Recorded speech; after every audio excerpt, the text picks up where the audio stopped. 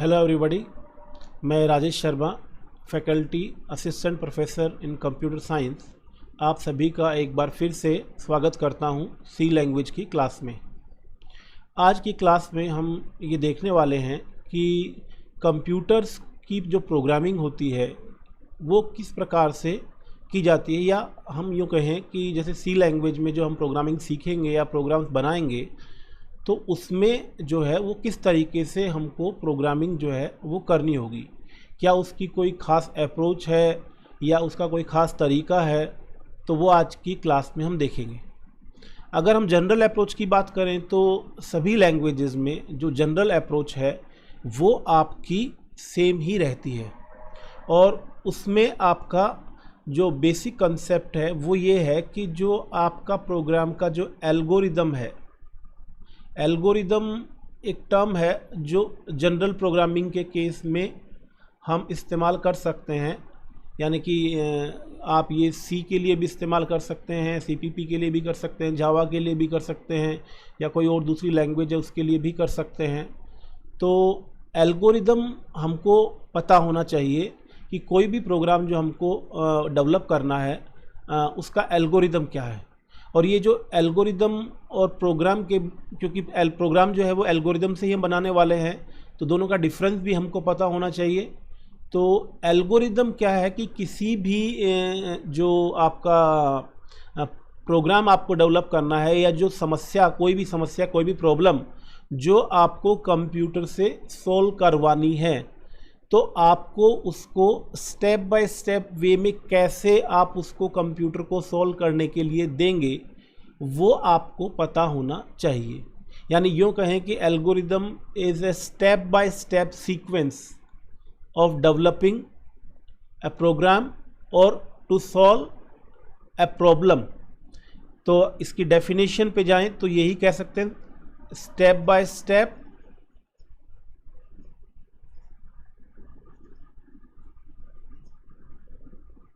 sequence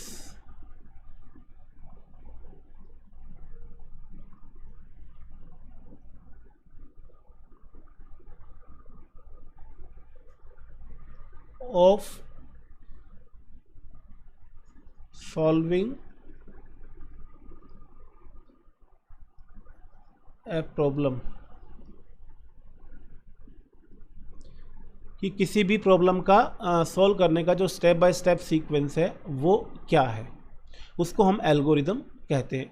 और ये जो एल्गोरिदम है ये इसका कोई वो आपका ख़ास लैंग्वेज से लेना देना नहीं है। वो आप सिंपल इंग्लिश लैंग्वेज में डेवलप कर सकते हैं, या किसी भी लैंग्वेज में, ना कि इंग्लिश क्या, हिंदी में डेवलप कर सकते हैं, या कोई भी लैंग्वेज जो भी आपकी रीजनल लैंग्वेज है, या कोई भी जो दूसरी भाषा जो भी आप जानते हैं, उसमें वो स्टेप बाय स्टेप सीक्वेंस आप क्या कर सकते हैं, लिख सकते हैं। और इसके लिए अगर दूसरा बात करें तो आप ग्राफिकली भी इसको डिज़ाइन कर सकते हैं, बना सकते हैं। जैसे फ्लो चार्ट्स एक ख़ास तरह का डिज़ाइनिंग टूल होता है एल्गोरिदम्स को डेवलप करने का, डिज़ाइन करने का, वो हम बाद में डिस्कस करेंगे। बट अभी हम एल्गोरिदम सिंपल इंग्लिश में किस तरीके से लिखते हैं वो हम देखेंगे। और उसके बाद जब हमको एल्गोरिदम जो है वो आ गया, किसी भी प्रॉब्लम सॉल्व करने का जो एल्गोरिदम आ गया, उसके बाद उसको सी लैंग्वेज में, प्रोग्रामिंग लैंग्वेज कोई भी हो, सी लैंग्वेज में अभी आप बात करने वाले हैं, बाकी सीपीपी में या जावा में, उनमें भी लगभग यही तरीका होगा कि कैसे एल्गोरिदम को हम कन्वर्ट करें किसी भी लैंग्वेज के अंदर। तो हम बात करेंगे पहले एल्गोरिदम की। और जैसा मैंने एल्गोरिदम के बारे में बताया कि ये स्टेप बाय स्टेप सीक्वेंस है ऑफ सॉल्विंग ए प्रॉब्लम, किसी भी समस्या को सॉल्व करने के लिए। तो एल्गोरिदम लिखने के लिए आपको मेन 3 स्टेप्स जो है वो आपको पता होना चाहिए कि आप जो एल्गोरिदम डेवलप कर रहे हैं उसमें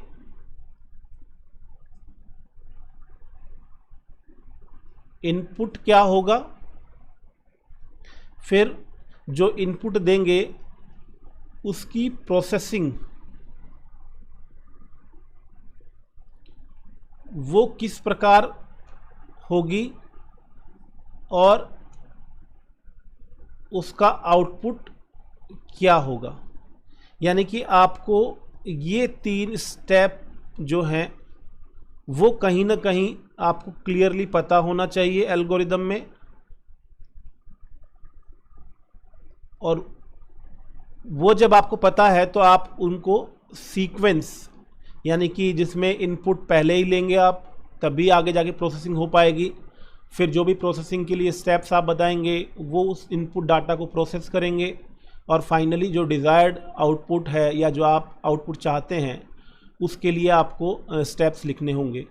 तो ये कोई भी एल्गोरिदम लिखने के 3 मेन ब्रॉड स्टेप्स होते हैं। वो बात और है कि इसमें भी फर्दर जो है, क्योंकि आप कई सारे इनपुट ले सकते हैं, तो उसमें कई सारे इनपुट के स्टेटमेंट्स या आपके इंस्ट्रक्शन हो सकती हैं, स्टेप्स हो सकते हैं।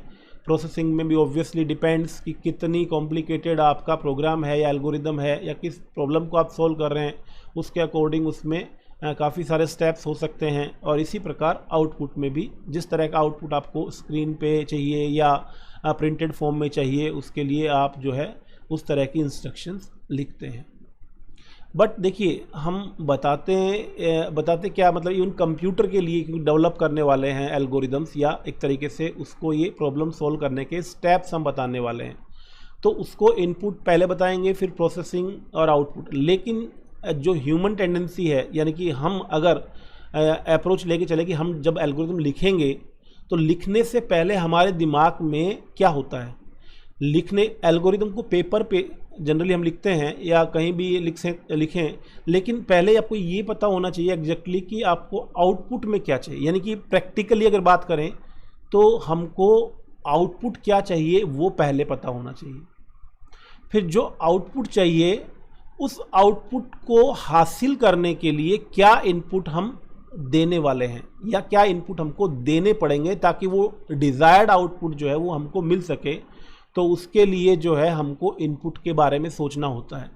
और फिर लास्ट में हम सोचते हैं कि कैसे ये जो इनपुट डाटा है उसको ट्रांसफॉर्म, इसको किस तरीके से प्रोसेस करके हम ट्रांसफॉर्म कर दें इनपुट को आउटपुट में, यानी कि प्रोसेसिंग जो है उसके स्टेप्स के बारे में सोचना होता है।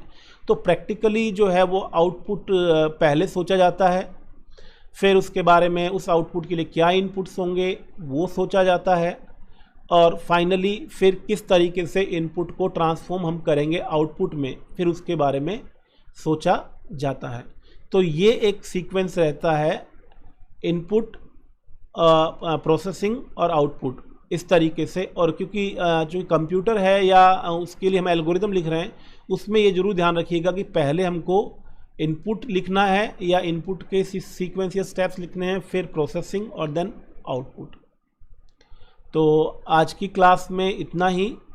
नेक्स्ट क्लास में हम देखेंगे कि किस तरीके से हम जो है वो सी लैंग्वेज के लिए या कोई भी लैंग्वेज के लिए एल्गोरिदम कैसे लिखें, एल्गोरिदम मतलब सिंपल इंग्लिश लैंग्वेज में कैसे लिखें पहले तो, और फिर उसके बाद उसको किस प्रकार से हम कन्वर्ट करें सी लैंग्वेज में।